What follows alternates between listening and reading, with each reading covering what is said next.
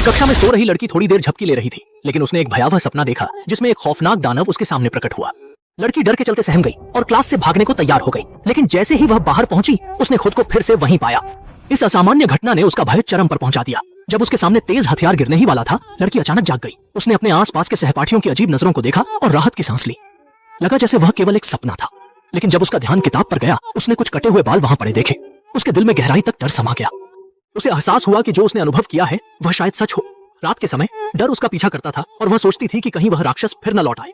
उसने अपने प्रेमी को बुलाया ताकि वह उसके साथ रहे, लेकिन थोड़ी ही देर में कुत्ते के भौंकने की आवाज ने शांति भंग कर दी। उसने अपने सोए हुए प्रेमी को जगाने का मन नहीं किया और खुद बाहर जाकर स्थिति की जांच करने लगी। उसने कुत्ते का नाम लेकर उसे बुलाया, लेकिन कोई जवाब नहीं मिला।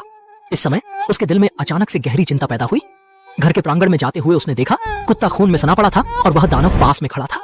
लड़की डर के मारे घर की ओर भागने लगी, लेकिन अजीब बात यह हुई कि दानव अचानक उसके सामने प्रकट हो गया। जैसे ही दानव ने अपनी खौफनाक हथेली उसकी ओर बढ़ाई, लड़की फिर से जाग गई। उसने देखा कि उसके सोए हुए प्रेमी के पास होते हुए अब वह उतना भयभीत नहीं है। वह उठी और अपने चेहरे को धोने लगी, लेकिन जैसे ही उसने फिर से सोने का प्रयास किया, उसका प्रेमी अचानक उसका नाम पुकारने लगा और उसे जगाने की कोशिश करने लगा।